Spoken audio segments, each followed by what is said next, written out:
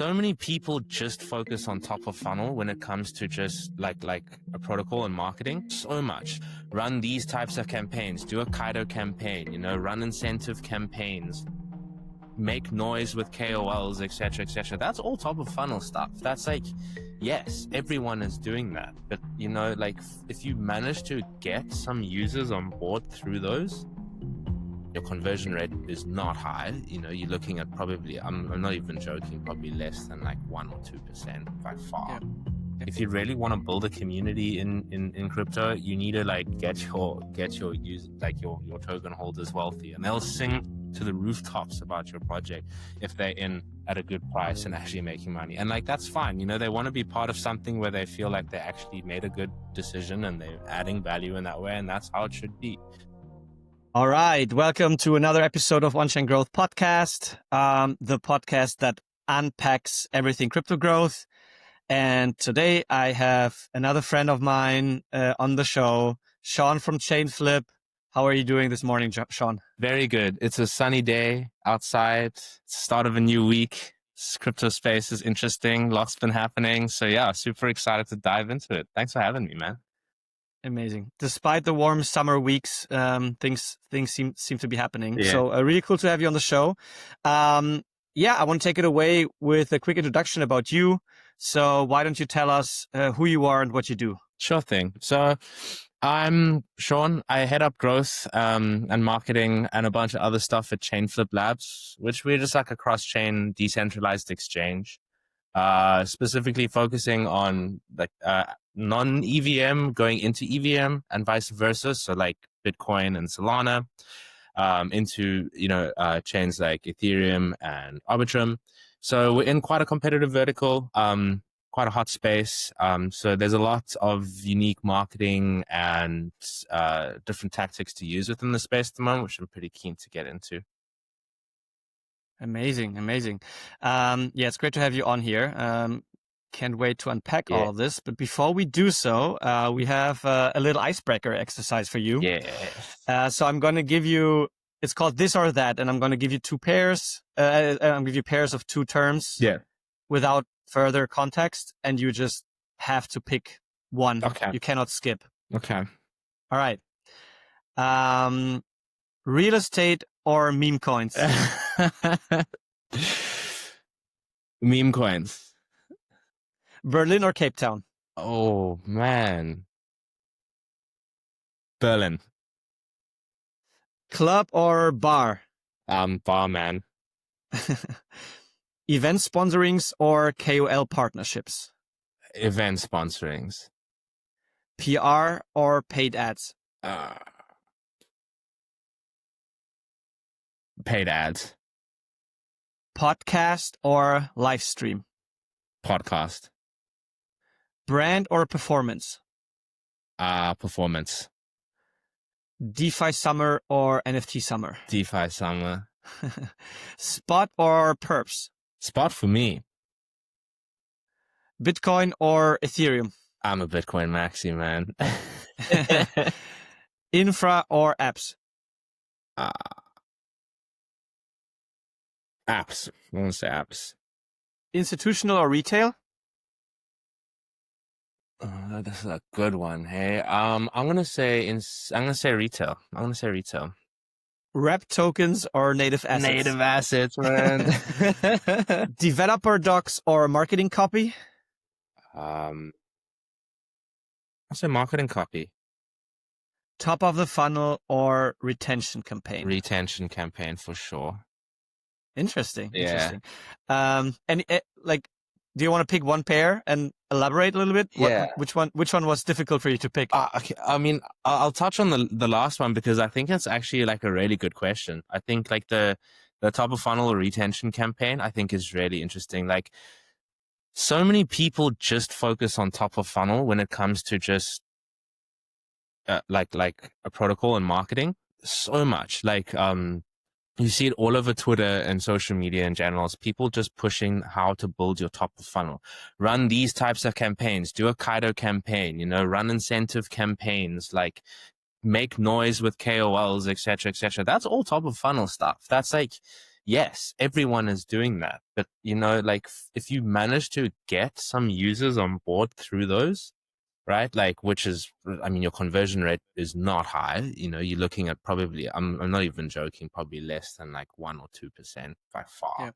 Yeah. Like once you have those users, those are worth your weight in gold. And you need to make sure that you do everything to keep them interested in your product and building or using your product.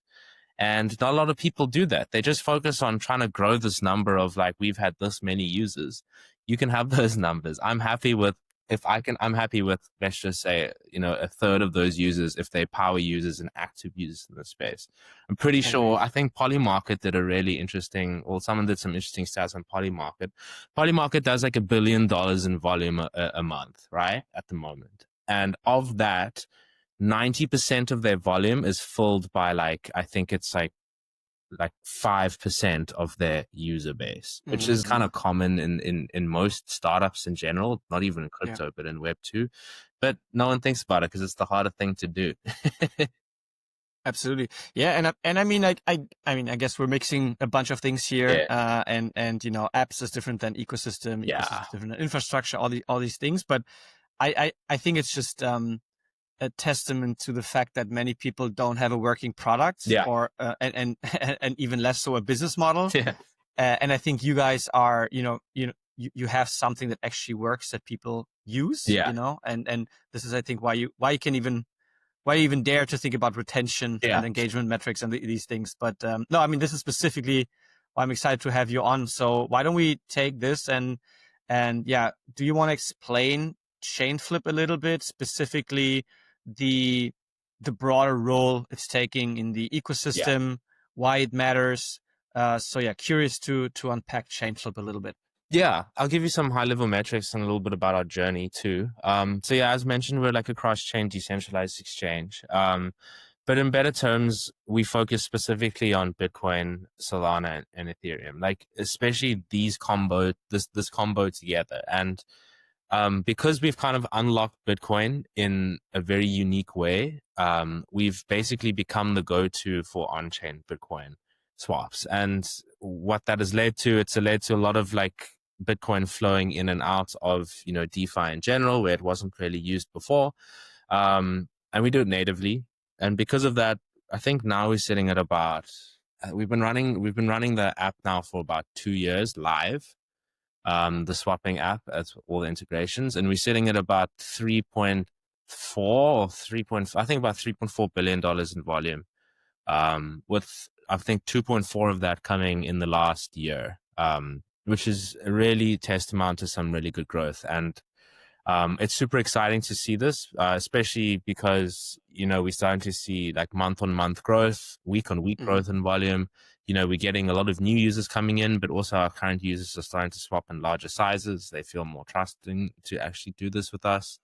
And we haven't had any significant issues, touch wood. And I think, well, touch wood, but it's not really luck. It's more like we just put a lot of effort into making sure that the service that we're providing is just, top tier where we can, so like customer service is like, you message me or message anyone whenever you've got a shot or chance or worry, and then we come and chat to you.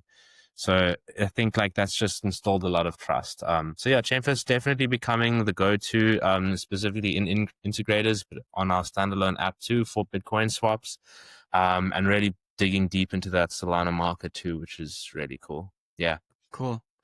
And for those who don't know the business model, or like essentially the business model or the business that much, I think it would be interesting. What are the types of users that you as the head of growth are trying to acquire? Like what are the different segments? How do you think about your audiences? So would be interested in that as well. Yeah, it's interesting, right? So it's really an interesting one to deal with, specifically when you're dealing with different chains, or let's call them ecosystem chains, because I think that's the best way to like an ecosystem to describe like your users within them, right? So you've got Bitcoin as an ecosystem, which consists of a very unique subset of people that use cryptocurrency. They might not necessarily use DeFi. They're interested in DeFi, or they might just be sitting on a lot of money from, back in the day, OG crypto individuals. I mean, we've seen it at the moment, like a lot of like dormant wallets coming up, and actually just looking to, like activate their Bitcoin. But also the fact that, crypto is getting a lot more like institutional adoption. They, feel like they have more options to play with. And on the one side, on the Ethereum side, we're also having a lot more noticeability of Bitcoin's performance and Bitcoin's value in like the global ecosystem and economy. So you're getting a lot of, Ethereum individuals with size that are starting to look for native options to get their Bitcoin. And then on the Solana side, you've got like a very different subculture of people. A lot of them have made money from meme coins or, quite like fast money, and they're looking to diversify into, like higher capitalized assets, less risky, whether that's your top five, Bitcoin, Ethereum, Solana, even XRP and a bunch of others. Like we offer just a very nice like offboarding route into there. So we have to kind of segment our users not only by like one metric that we use is size of swaps, but also like the ecosystems and then their personality traits, I guess you can say, within each of those ecosystems. Like you don't have a lot of small fish that are sitting in the Bitcoin ecosystem, like you don't have that many people that are looking to do fast $100, $200 transactions a lot happening on our platform. You have a little bit, but it's not that much. Whereas what we do have is we have like, a bunch of individuals, we can say like 50 to 100 individuals that really like to just move upwards of 6 to 7 figures in a swap. Like that's what they're looking to move in size. On the Solana side, we've got, lots of smaller transactions taking place often, much faster, smaller, but, a much larger audience segment there, but I'm moving less. And on the Ethereum kind of acts as like a bridge in between the two. That's kind of like more on the wide spectrum of things. You've got like both the small and the large on Ethereum side of things. So it's like we kind of structure our user group based on like, what's your swap size? How long have you been in the space? How long have you actually been swapping? And also based on like the ecosystem that you're in. That's kind of how we audience segment.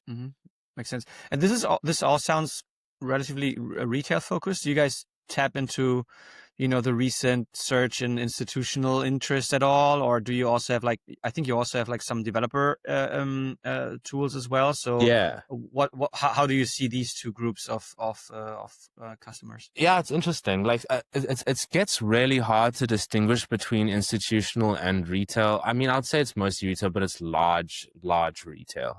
We focus on a very small subset of retail users, which not a lot of people do, which is just the ones that move in size. Which is interesting. I guess they might be institutional. It's very difficult to see. But they just, are sitting on a ton of cash that are looking to move. But I'd say it's mostly retail, but a very niche subset of retail.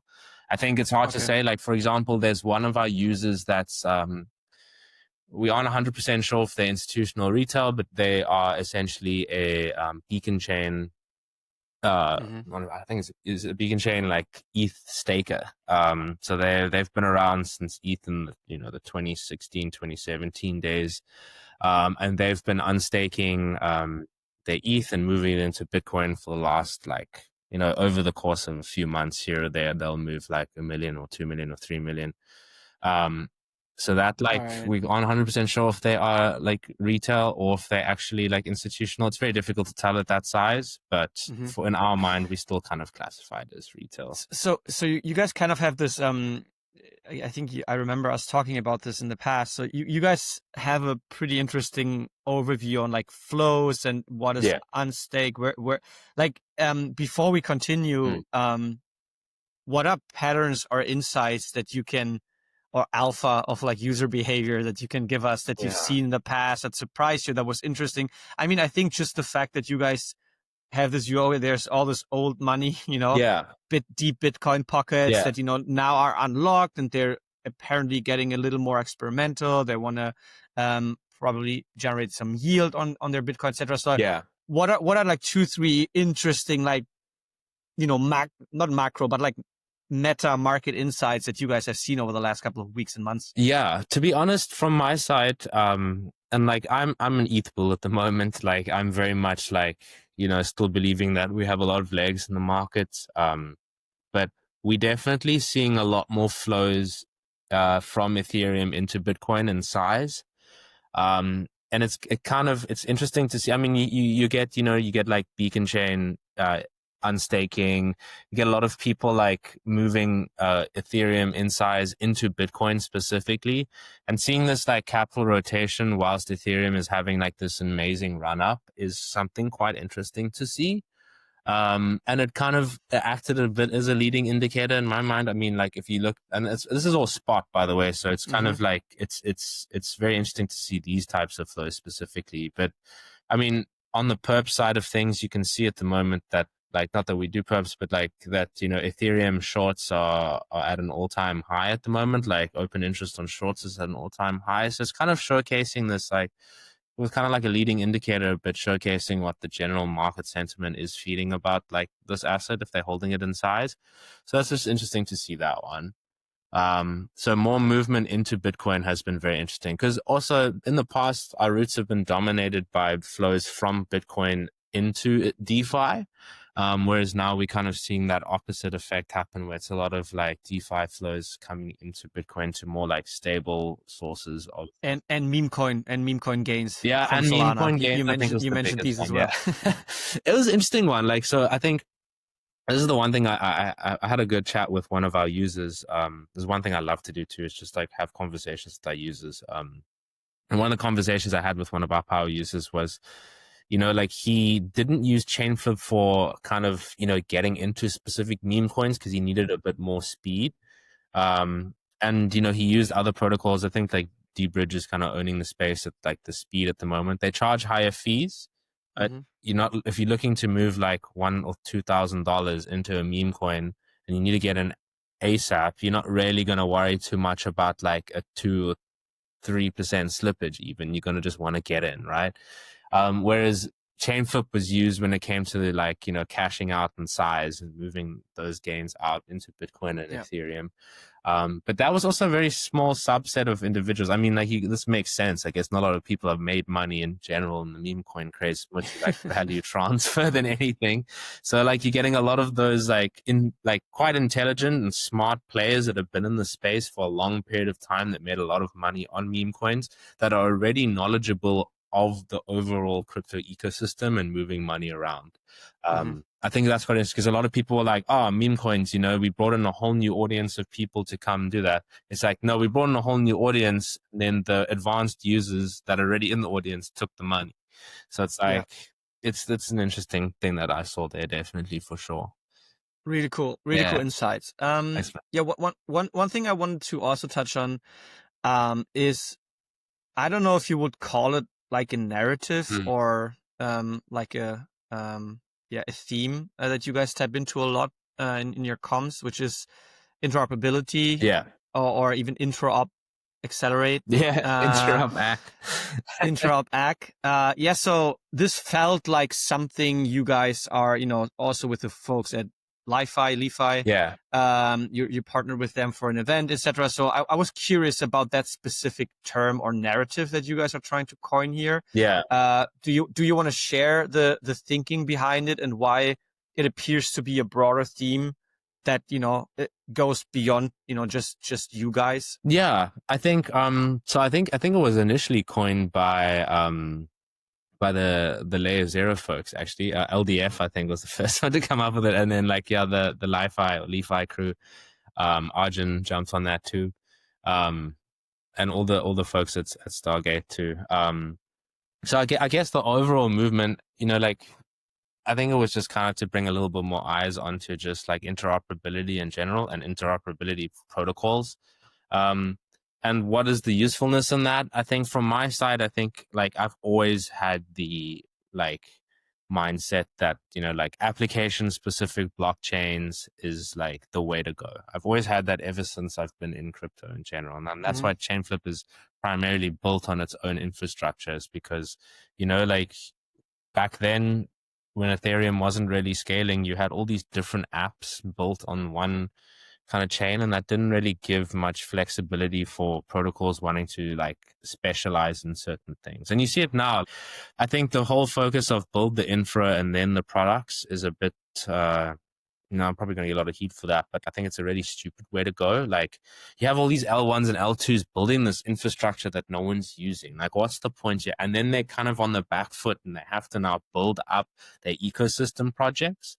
Like, what's stopping an ecosystem project that has product market fit that's built up all of a sudden just saying, fuck it, we're going to do it ourselves because we need optimizations like this, this, and this, you know? I think the whole focus has been really stupid of like focus on L1s, build the infrastructure, and then, you know, the people will come and build on what they need to build. No, it's like people are going to build a product, and then from the product, they're going to need to see what they need to do.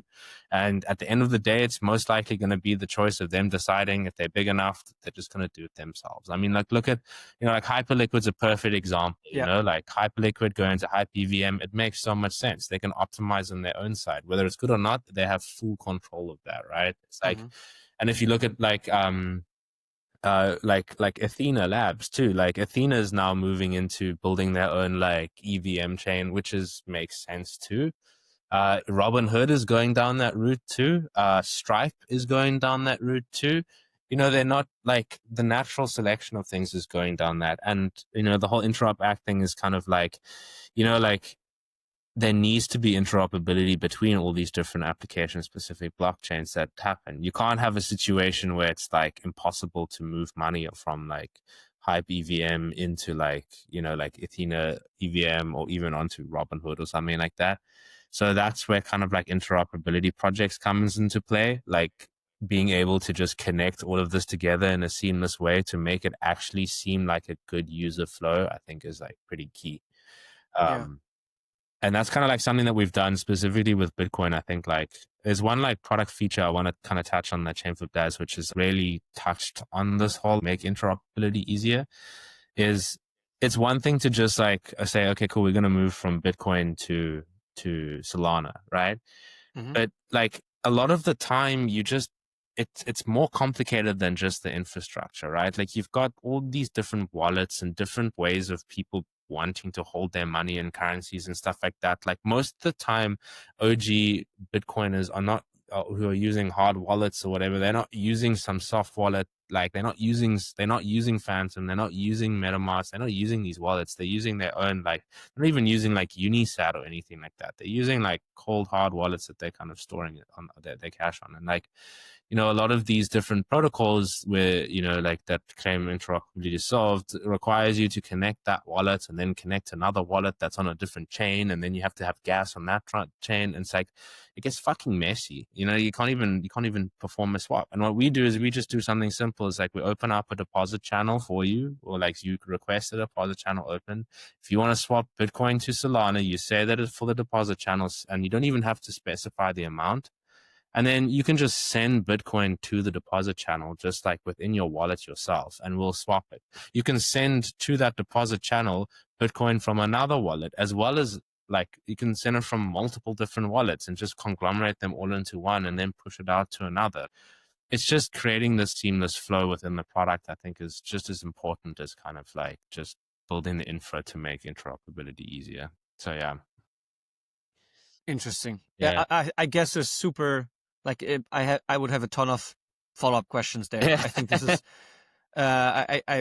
Personally probably can't wrap my head around all of this, but yeah, I know that it's a big challenge in the industry. It's just like, and it gets even more fragmented, right? I mean, I don't know how I feel about Robinhood and Stripe and all these folks, you know, launching their own thing, but it's happening. You know, and I think like that's the thing a lot of people don't want to hear, but it's the truth. You know, we can sit here and say, "Oh, we don't want that," but it's happening. You know, I mean, even within Ethereum, this is an issue, right? Between all the fragmentation between all the L2s, you know, even just within Ethereum, you have that challenge. Exactly. But that's something for maybe another episode, or a dedicated panel at some point. I think so. It's definitely interesting though. What I would like to move into now is a little bit like the inside out view, or like a little more get a little more tactical about the marketing that is happening at ChainFlip. So yeah, let's jump into some insights there. Yeah. How would you explain your marketing stack and your approach to marketing at ChainFlip Yeah.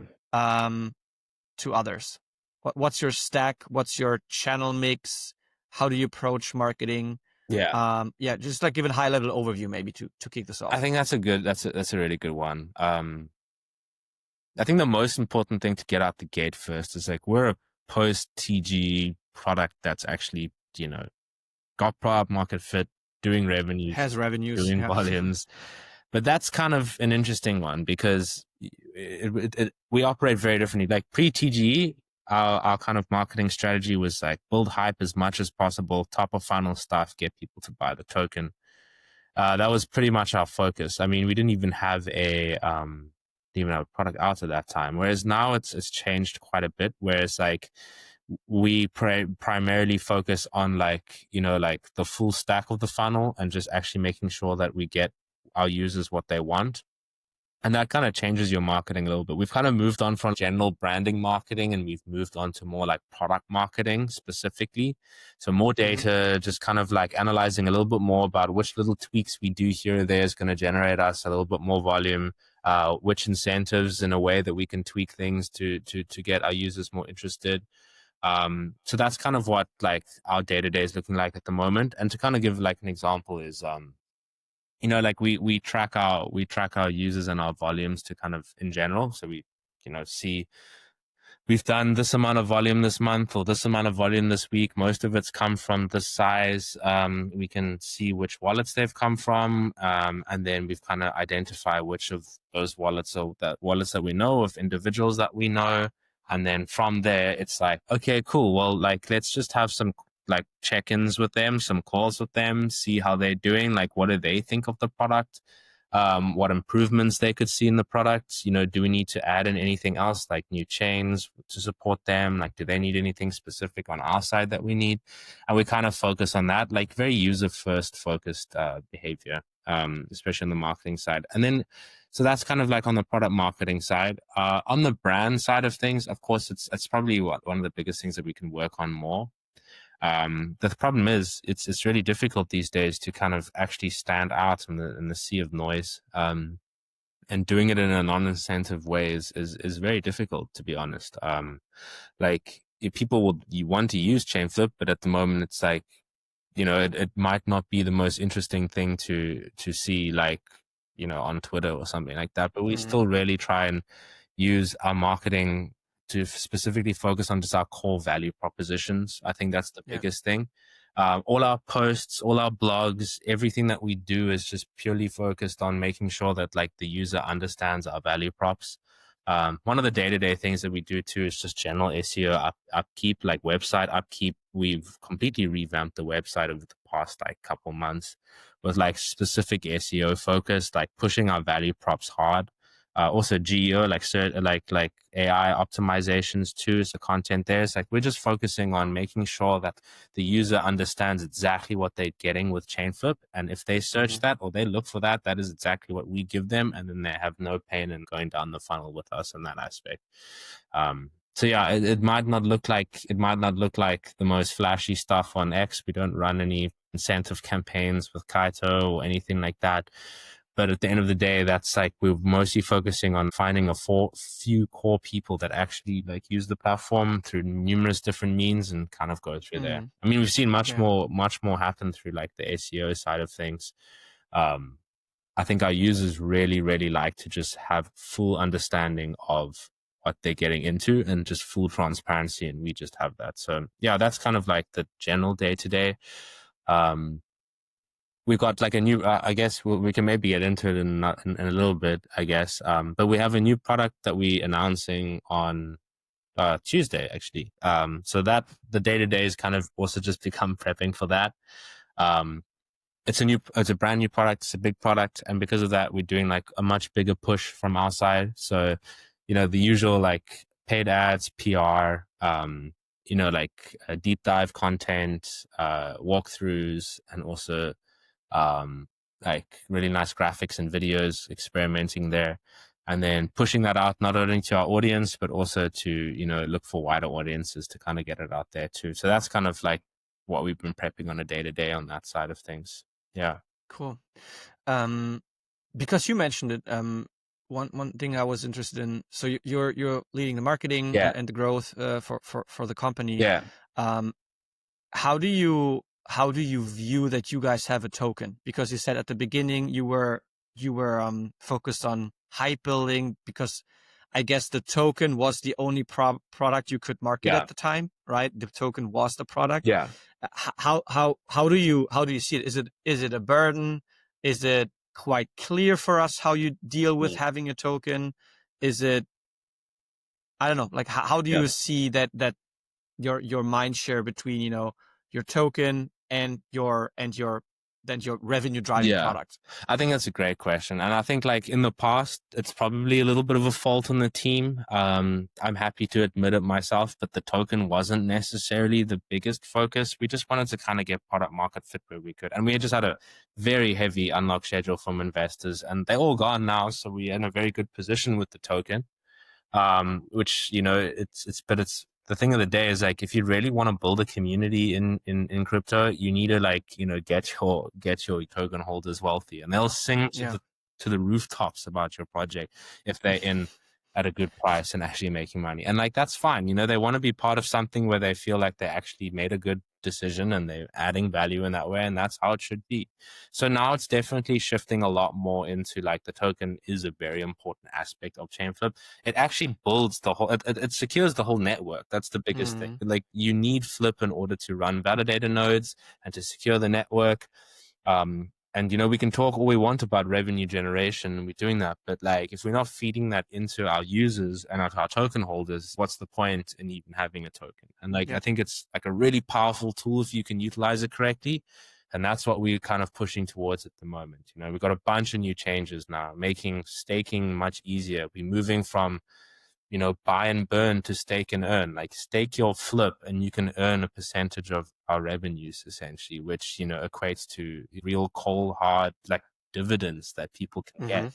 So it becomes more like, people want to hold the token to be part of the ChainFlip journey.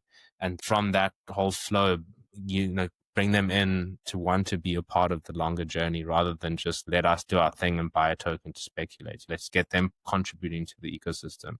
So it's definitely a shift now. It's changing a lot more. Like, we can do a lot more with the token, which is, what we're trying to do now.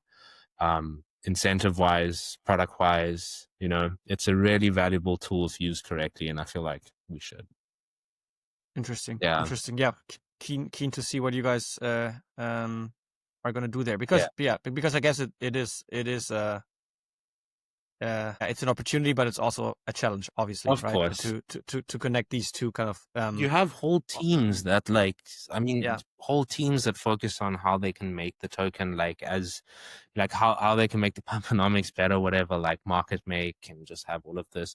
But it comes down to the end of the day is like, are there people buying your token, or are there people not buying your token or selling the token through vesting, whatever the case? ChainFlip is in a very unique position now, where we got hammered with a lot of selling over the past year, and it's just because of investors. But now we're sitting at like a really good valuation, not a lot of sellers because they're all out, and people that do buy in are getting in at like, a really good valuation, and can start doing stuff with their token, earning actual revenue. That's a more appealing thing for someone to come in. Cool. Yeah. Super interesting. We're out of time almost already. Oh, wow. I always notice this, but I'm trying to keep saying this within these like roughly 30 minutes, so people can listen to it when biking to work. But is there any other like final things on the on stuff that you want to touch on in your marketing stack, in your any go-to-market wisdom that the audience cannot miss, and anything on your mind? Yeah, I think the most important thing is to just like, there's a playbook for a reason, and like, just get creative when you're doing your go-to-markets, and experiment where you can with trying out new things. If crypto Twitter or someone tells you this is how to do something, rather think about why and how you could do it better and different, because that's a very small subset of an audience. Step outside the box, try new things. Don't just think the usual thing's going to be, let's run a Kaito campaign and we'll be fine. Just experiment a bit more. It's like, if you've got a product that's actually got product market fit and doing something, your job as a marketer is going to be fun because you can actually do great go-to-markets. So then do what everyone else is not doing, rather. I think that's what I'd like to see more. I love this. I love your takes. Let's repeat this sometime. Definitely, man. It's really always cool to chat with you. Always, Norman. Yeah. Any last thing you wanna plug here? Like where should people go to? What should people check out about you, about ChainFlip? You said there's a new product launch coming up, which is tomorrow. We're recording this on Monday. So yeah, what should people check out? I think follow us on socials, X, ChainFlip, but also our website, ChainFlip.io. It's a great website. I think you'll get all the information there you need.